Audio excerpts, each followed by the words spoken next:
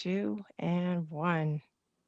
Good evening, everyone, and welcome to the work session for Monday, March 8th. Thank you for joining us either in the Zoom room or online or on the television station. We will go ahead and work through today's agenda, but I do want to note a couple of the council members have requested excused absences for tonight, but unfortunately we don't have a quorum. So we will not be able to call the meeting to order. I believe Ms. Ferguson, correct me if I'm wrong, but without 3 members here, we'll just have an informational meeting where we can still move through the agenda. We just won't vote on anything. That's correct. Okay, thank you. And so with that, we do have the approval of the agenda, but again, it will have to be an informational meeting since we don't have a quorum to go through that procedure. And by the same token, we did have the minutes prepared for tonight, but we'll have to table that until the April meeting.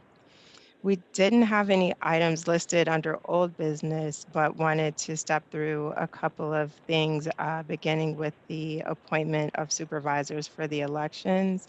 So Ms. Diane or Mr. Tonelli, did you all want to share some information on where we are with that? I can. In 2017, we had a slate of supervisors of elections appointed, and it can be renewed every two years on an odd year. If it doesn't get renewed, the current slate automatically carries over.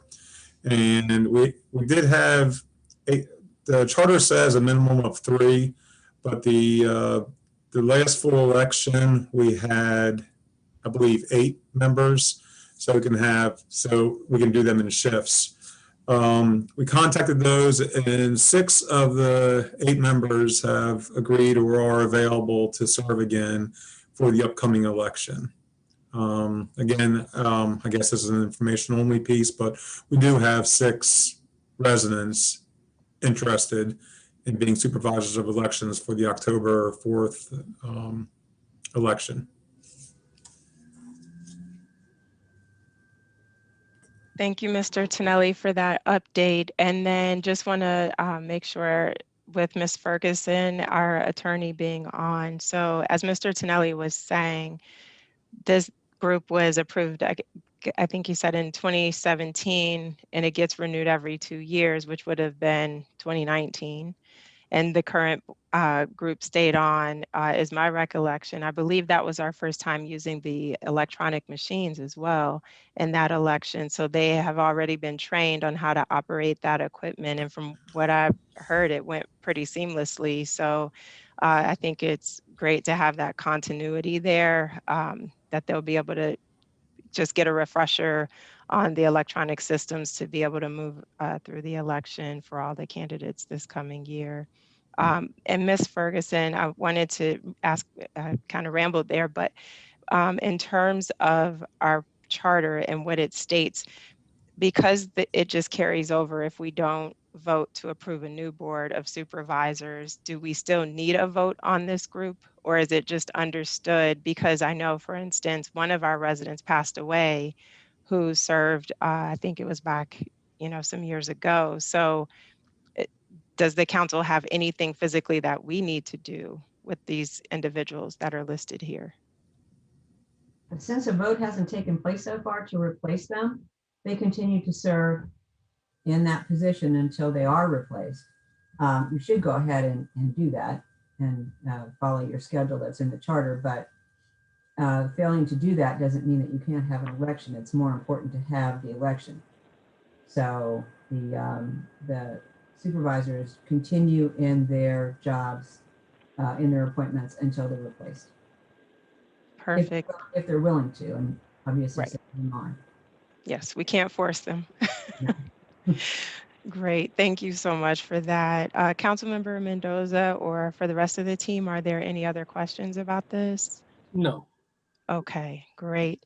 So I'll turn it over to Mr. Hall for an update related to some of our streets and WSSC work.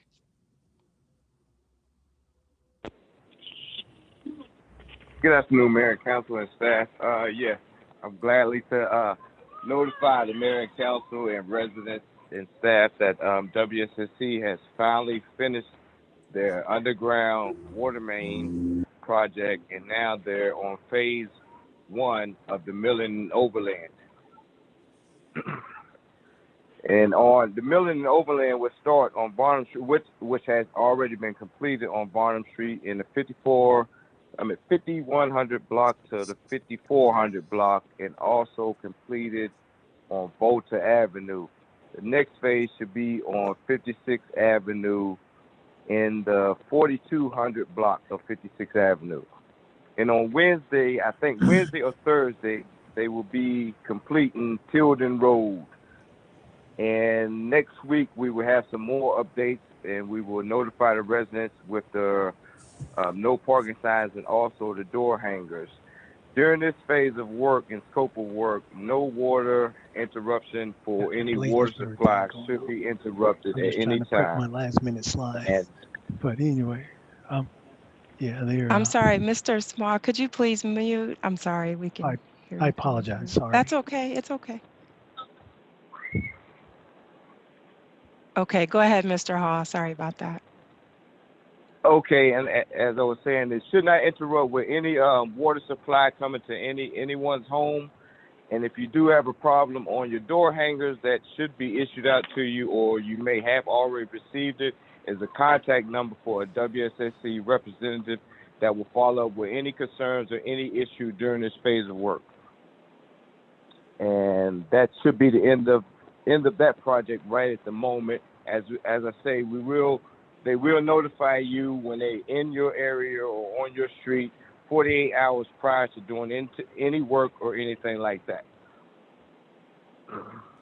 And just to add a note, they did complete Upshur Street today with the milling, and they did complete the 4200 block of 56, like Mr. Hall alluded to earlier. So those two sections have been completed as of today. So they're really making some good progress, and the weather seems to be cooperating too. So that, I'm sure, is helping us as well to get this done finally. But I do appreciate that update, Mr. Hall, and to our residents who've been impacted. While yes, we love the infrastructure improvements that are happening, we can't ignore the fact that it has been a tremendous inconvenience to you all, and just sincerely appreciate your patience as we've gone through this. I think it started back in 2018. Yeah, so you all are superstars. Thank you to our residents who have been patient throughout this process. The next item. Mayor, Yes, go ahead. Can I get back to that real quick? While WSSC has a contractor doing the milling and resurfacing, and we also have our own contractor working on 58th Avenue, Pernell and I were talking, maybe we need to approach them and see what other work is needed around town, so we don't have to pay another mobilization, see what kind of pricing we can get for some minor repairs, because we have the state highway money. But, you know, if it goes above $10,000, obviously it has to go into bid format, but sit all night. But if they use the county pricing and who's ever available, could we tack onto that pricing, not have to go through a bid process? I'm just thinking down the road, you know, since we have two asphalt contractors working in town. Mrs. Ferguson, could you answer that question for us from the legal standpoint? We did change that so that you could, what they call piggybacking onto Right. another town's, another government, so that you could, what they call piggybacking onto. Right. I seem to be echoing now, I'm sorry. Yeah, let me see if I can help. Someone is unmuted. And we'll identify some projects and you know, while they're here, you know, if they stop at like this street and then skip over here, you know, can they, you know, go ahead and do this area? So it's a continuous, I'm just saying, just in case. So, but we'll bring that back, you know, because it'll be nice not to pay for the mobilization, demobilization for a contractor if they're already here. So. And one thing is, and it may already be on Mr. Hall's list, but I know on 57th, because it is such a high traffic area, there's some areas of concern over there. It's just it's one of the main areas or arteries into the town, if you will. So hopefully that area will be up for consideration. But again, Mr. Haw, definitely appreciate you working with WSSC and Code Enforcement Officer Reinhardt, because it has been a long process. Yes, sir, go ahead. Yes, ma'am.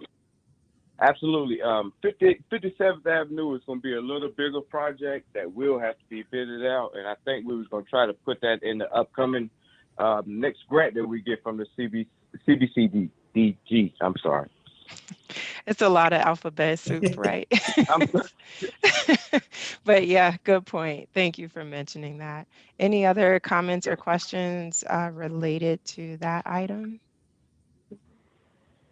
Okay, so we will come back. Or actually, let me just pause. Mrs. Rigby, are you on the line, or anyone from State Highway, Maryland Department of Transportation? Okay, so she may not be on yet. So we will jump down to our other guest of honor, which is Mr. Daryl Small. The residents who are on may not all recognize him, but to those who were impacted by the September 10th flash flood, you will most certainly remember Mr. Small, as he was out here assisting with that as we were trying to assess damage, or mainly the staff assessing the damage along with residents. And then again, a few weeks later, when we had a car impact one of our condo buildings, again, OEM was deployed with other county resources. And so wanted to invite him out to share some updates with the community in terms of things that have been done or accomplished since September 10th. We had that experience. So, you know, if there's things that you all, Mr. Small, have done or can share with the town as we prepare. Spring is upon us, just a few weeks away, which means April showers bring May flowers. And so knowing there should be some significant rainfall, we don't want to be caught off guard, similar to what happened last time. So wanted to hear, again, what projects have been completed, and then hopefully some ideas that we can brainstorm on working together for the benefit of our residents to reduce as much as possible any future flooding in the town. So we'll turn it over to you at this time. Yeah. Well, first of all, I want to say thank you, Mayor James, for this opportunity. I was, and I apologize if the light goes off in the background. It has to have continuous motion, so it may go out, but I'm still here.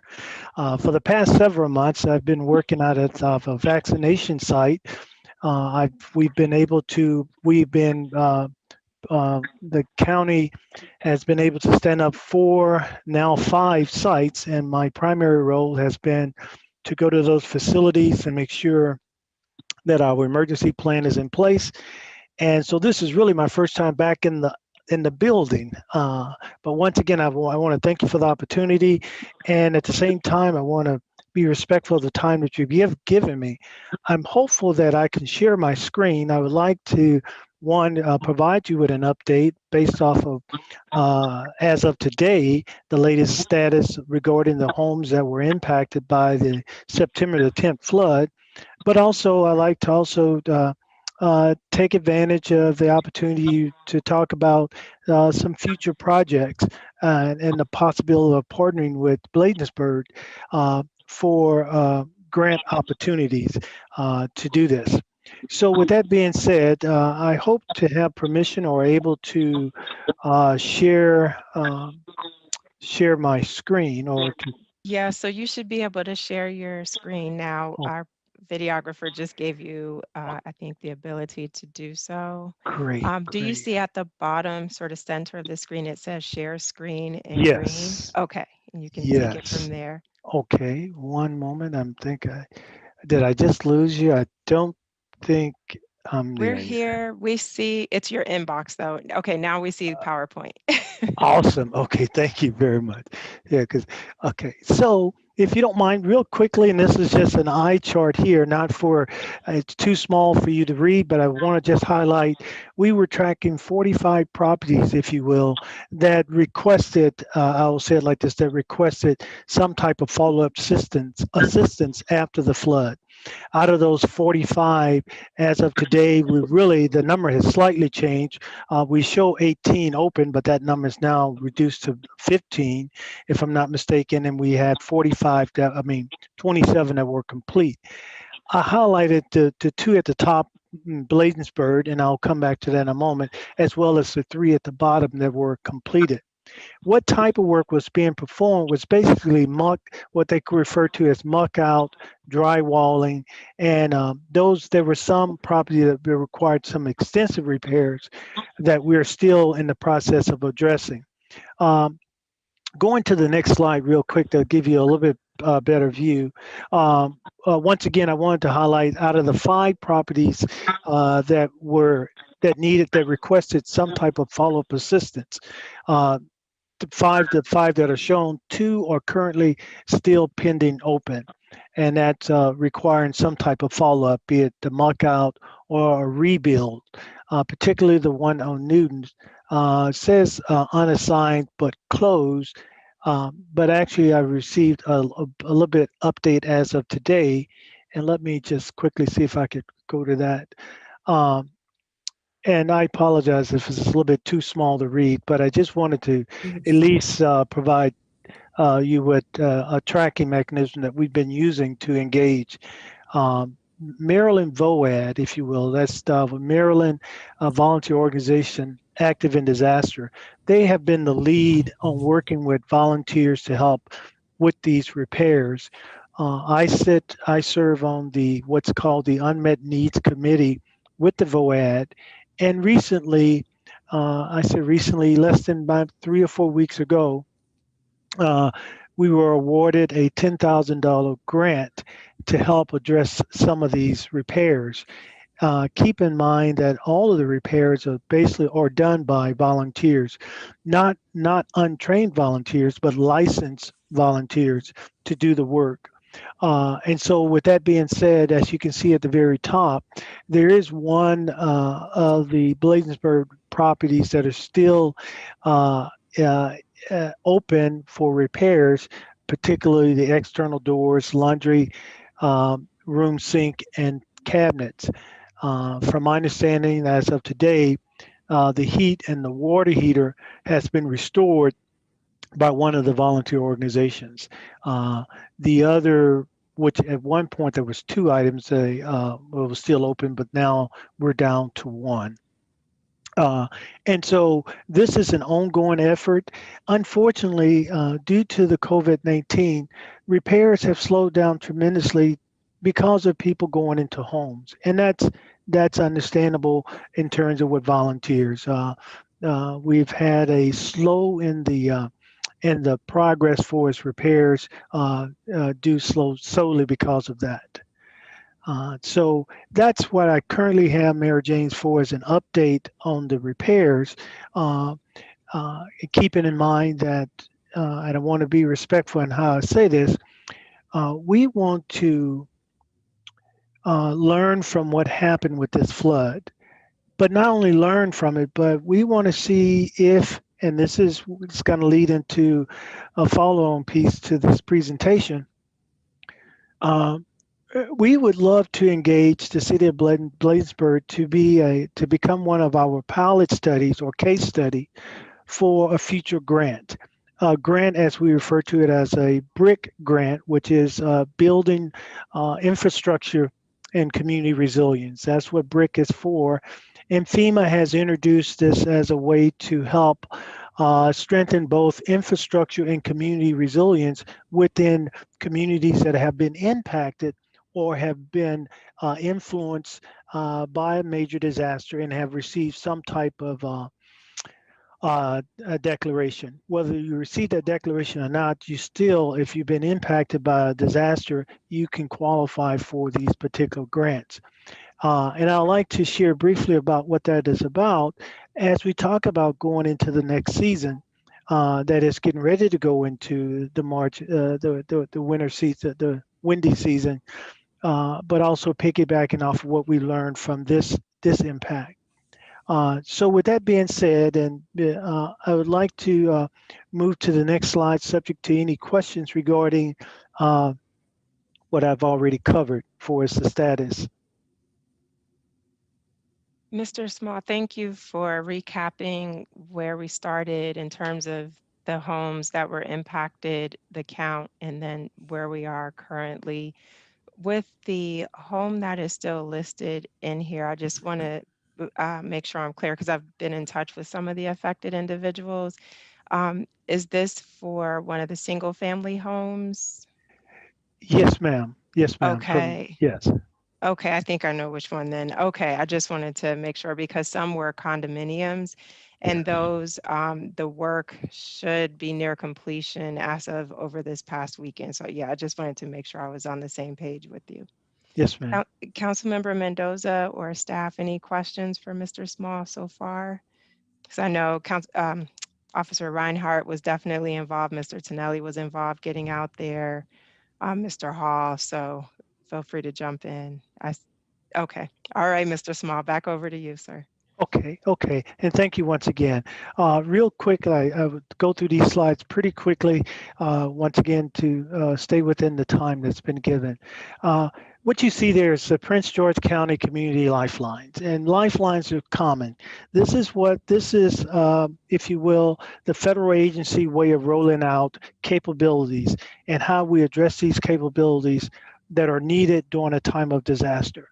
It is through these lifelines that we believe that when a community is impacted, any of these lifelines, if any of them are down or impacted, that will have a huge impact on our communities, on our residents. And so we want to address those areas. And so one way of addressing that, FEMA has introduced funding to support these lifelines in the event of failure. One of the things that was highlighted in the 2019 National Preparedness Report, and even more so in the most recently released 2020 Preparedness Report, was some of the challenges that we face in terms of with disasters. I highlighted things such as outdated building codes, or some properties are not aligned with the proper insurance. And unfortunately, we've seen this even during the flood. Some people had insurance, some people did not have insurance. Some people had insurance that couldn't cover the damage that was needed because it was not the right type of insurance. And so a lot of that is more of an educational type thing, but something that we wanted to engage.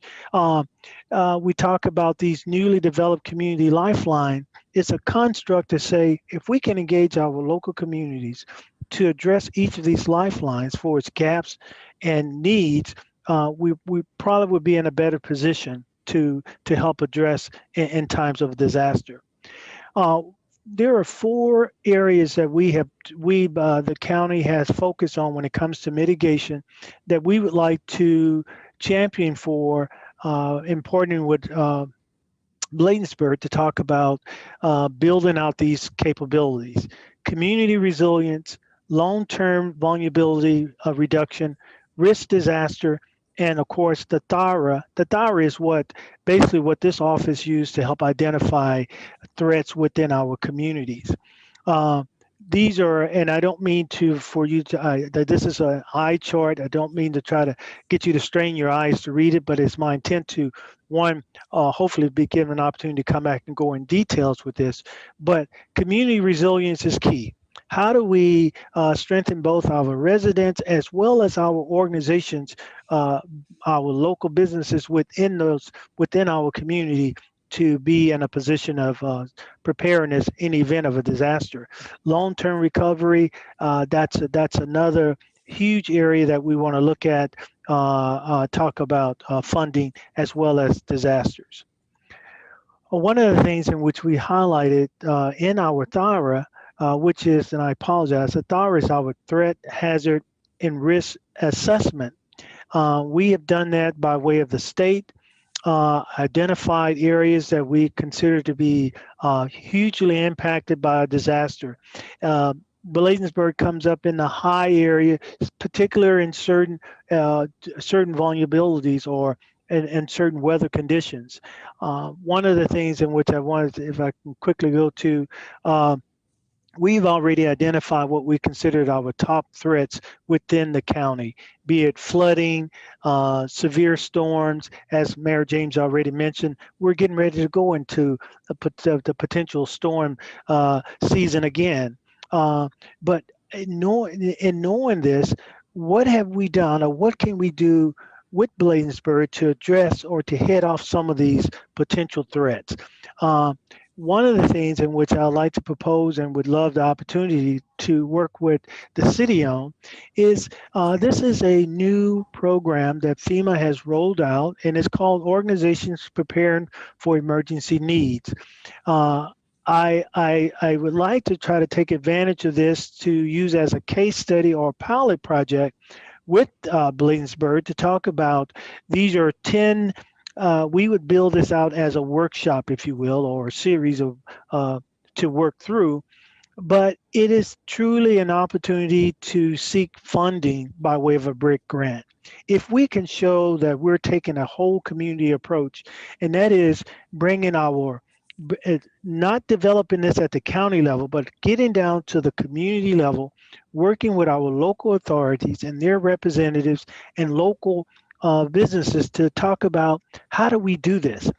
And I think COVID-19 has really put us in a position where we really do need to have this discussion among our public and private sectors. That is bringing both parties together to work through this. And I would think we will be in a good position to, if we can show that we are taking a whole community, a public-private sector approach, this will help us not only build the case study, but it would also put us in position for, and I want to, I just want to be in full disclosure, to get a grant. I've been successful in the past to be awarded 2 grants within the county doing similar projects. This is a new project here, and actually, Bladensburg, you're the first I'm coming to with this particular project.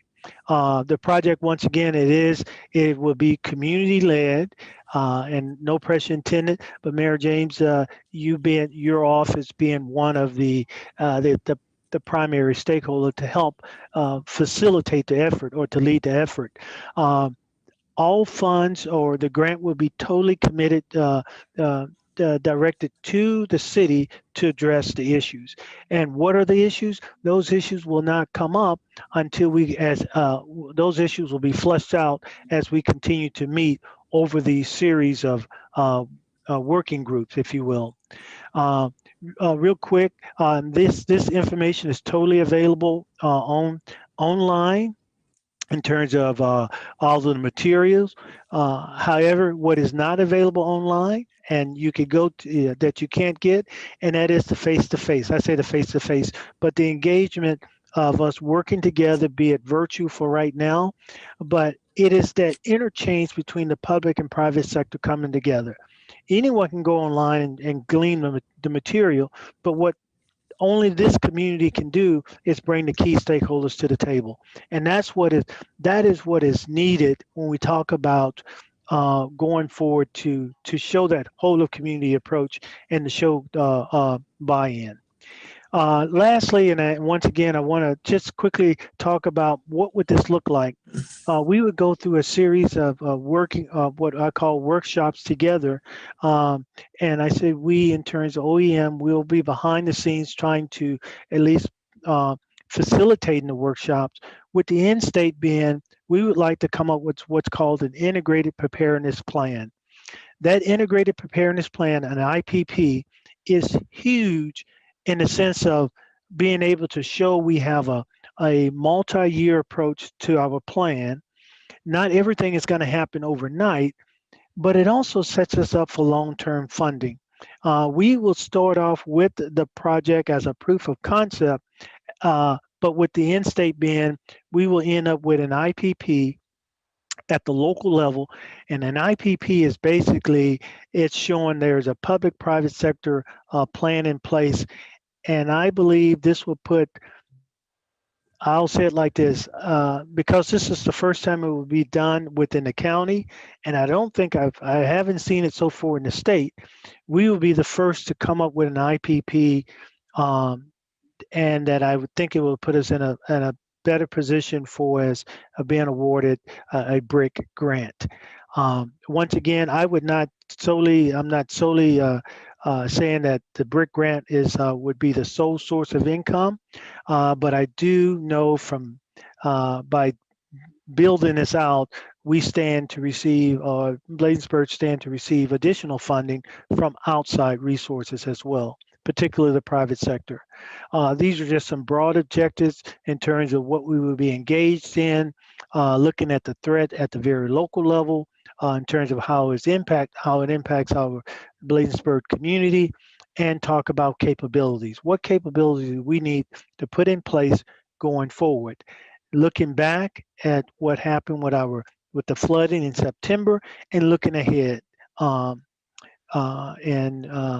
so with that being said, I hope, I know that was pretty fast, but I at least wanted to put that out there, because we would love, by way of the Office of Emergency Management, would love the opportunity to work with the city in a case study with the intent of applying for a BRIC grant that would, and I'm going to say it, I would say 90% of that will totally go to the city. What the other 10% is, I don't know at this point, but that would be the intent. And with that being said, I'm definitely available for any questions or comments. Wow, that was a lot of information, powerful information, Mr. Small, and great ideas. First want to say I'm humbled that you thought of us for this pilot program / case study. And I think I shared with you and others when you were out here, if we can learn from what happened and be a part of a program for municipalities that are small, older communities in the county, we'd be happy to do that. And I appreciate you remembering and coming back to us with an opportunity such as this. I'll open it up to comments. I'll start with Councilmember Mendoza. Any comments or questions?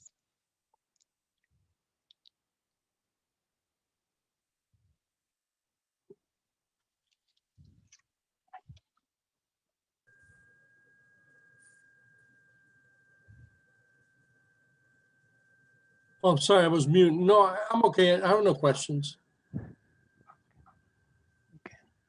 Right, and given the folks impacted in Councilmember Mendoza's area, Ward 1, I'm sure this is definitely meaningful to have something like this. And it also, I was thinking as you were talking, Mr. Small, leads into, we've been trying to get to a place where we're fully staffed back up so we can get our, oh my gosh, based on the name, our community, our CERT team going again. And so as you were talking, I was definitely envisioning some tie-in there, because as you said, our strategies have to be long-term. This isn't a one-time thing that we'd be looking to do. We want to really build something robust that can be carried on for years to come. Yes. Anyone on the staff want to comment? Officer Reinhardt or Mr. Tonelli, Mr. Hall? I was going to say, does everybody love this guy or what? This is great. Right. Exactly. I'm trying to contain my enthusiasm. The town really appreciates it. I mean, when we're going through our, our problems, he was right there, and him and his staff and his office are right there, ready to help and assist. I mean, bringing Maryland VOAD, just seeing that ongoing list. That was huge. It's huge resonance. I mean, people think there's a disconnect between, the town, and then there's a big disconnect with the county. Well, there isn't. They're right there with us, helping and ready to help. So, and truly appreciative of that effort. And we can be on the, on the forefront of this, on the initial BRIC grant. I mean, the case study, that'd be great. Yeah. And once again, no pressure intended, but I've been fortunate to move around to various regions throughout the country, and FEMA Region 3 is my last region, in which I introduced a similar project to one of our cities here, and we end up winning in the 2019 Community Resilience Award. Totally different project, but it was something that was solely based off of what the local community. I'll be honest. I went straight to the mayor's office because it's going to take that level of authority and I'll just say it like this: when you can show that you have that type of leadership behind you, communities will get involved. And so I don't say that to say that we'll get a grant, but I believe we will get a grant if we can show that whole community approach. So I thank you once again for the opportunity. Yes, and then Mr. Small, I know a couple of our colleagues couldn't be here tonight due to other commitments, and you did hint at this, so I'm going to raise it. We may have to ask you to come back and do a part two. I took some notes, but I think our team, even if it's a separate meeting, it just makes sense for them to hear it directly from you so we can get buy-in from the whole council to proceed. And if there's paperwork involved where we need to sign something, we're on the same page with moving forward. But as you heard, I mean, we're very pleased and grateful for the opportunity and want to make this work. So again, thank you for taking the time to be here and share all the great updates.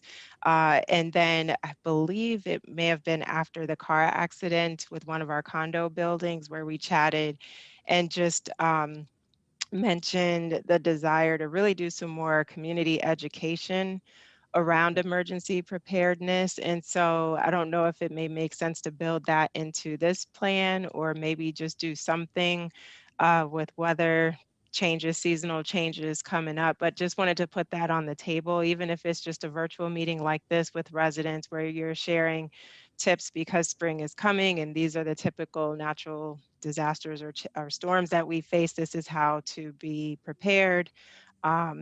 Providing any sort of resources. Still want to put that out there because I just feel like the more we can educate our residents, and especially seeing the good showing of people on here, people watching on the Facebook page, people will share the information so we can get it out and just help the community to be safer, to be more prepared for emergencies. Yeah.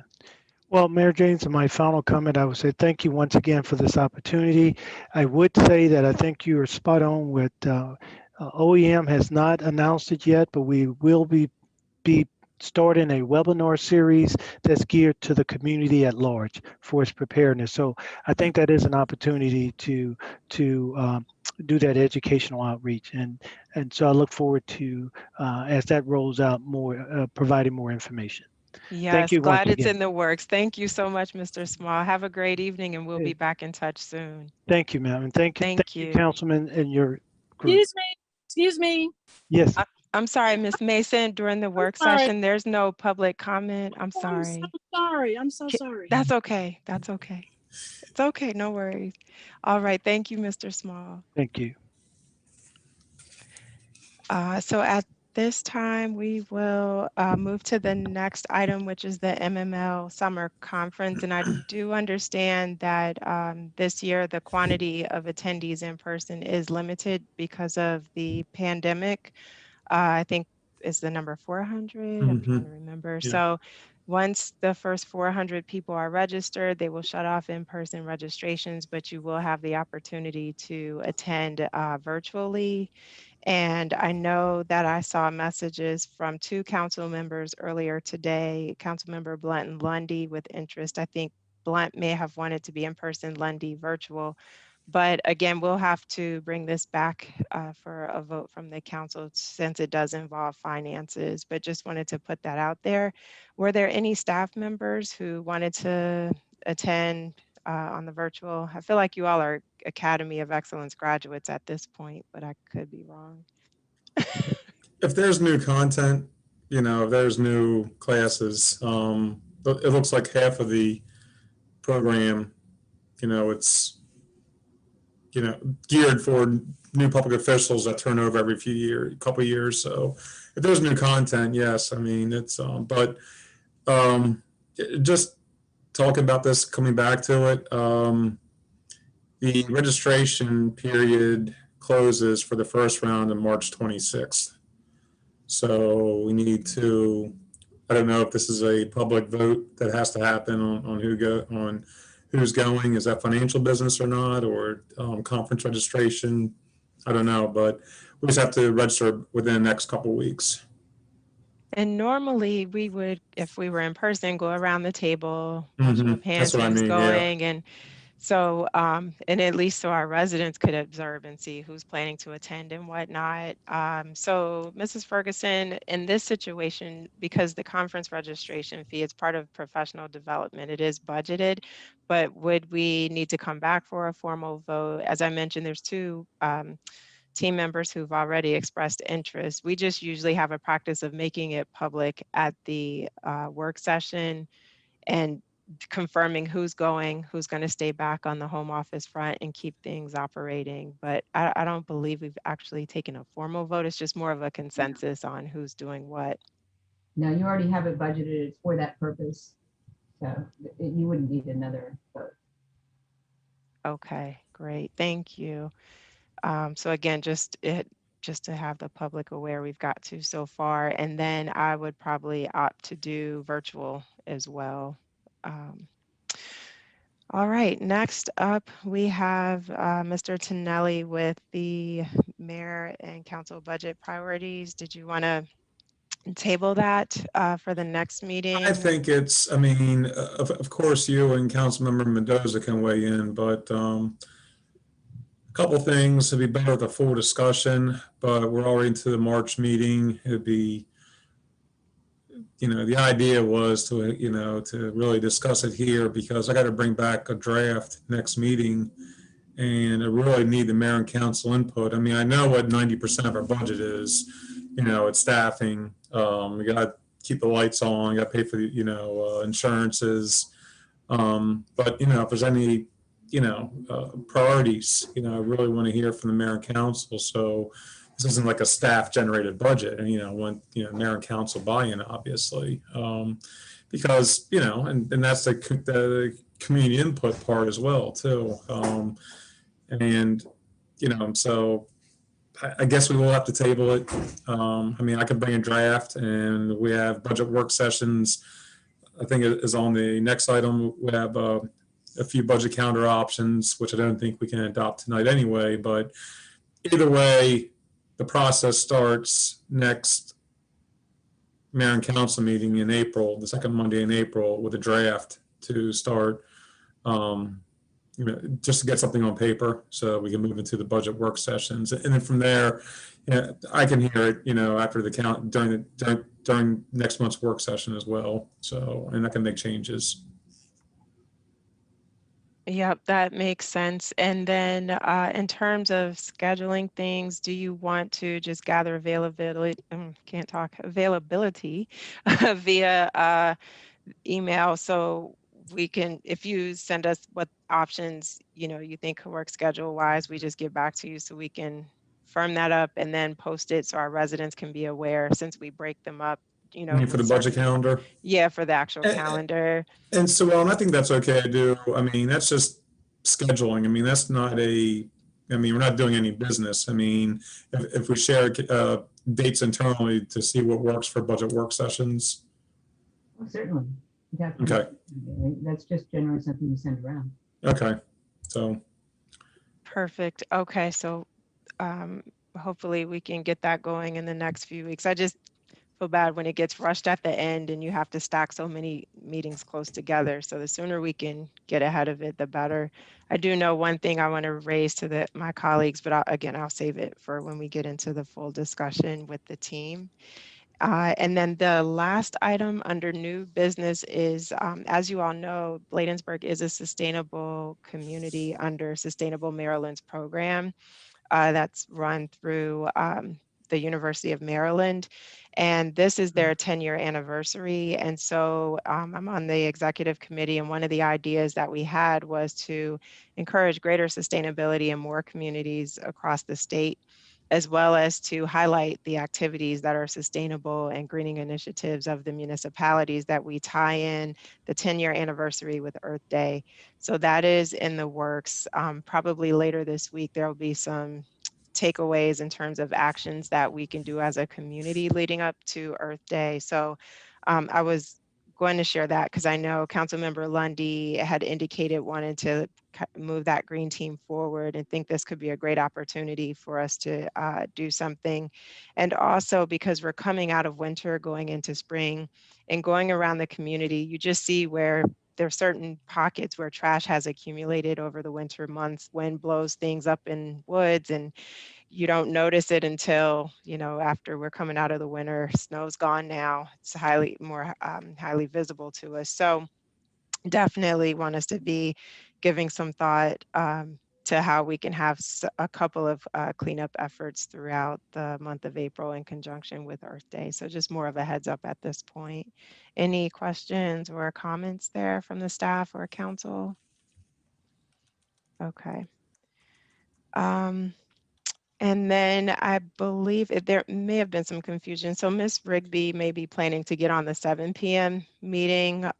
So Mr. Tonelli, I know I had that down here for the work session, but we'll just plug her in when she's able to rejoin us for the actual council meeting. But from the staff. We can do that after public comment, Mayor. Okay, just slide her in, yeah. Yeah. Okay. But any further questions from the team? I did just want to mention we do understand that you all, particularly Mr. Hall and Officer Reinhardt, have been a huge help with dealing with 769C and really doing what you can to get that water moving and so forth. So I do believe it will be helpful just hearing from Ms. Rigby or someone from her team for the longer term solutions. But I don't want it to go unnoticed because I have seen comments from residents who are bringing us pictures and things like that, but you all have been dealing with this for years and trying to do patchwork, dig another ditch to help drain some of that water where possible to eliminate the freezing on the road surfaces when temperatures drop. So I definitely want to acknowledge the efforts that have been done and, you know, going above and beyond to try to keep folks safe. So with that, that brings us to the end of the work session agenda. And so we have a bit of time before the 7 o'clock meeting. So I will call it unless Mr. Councilmember Mendoza has anything else. So we'll just be back?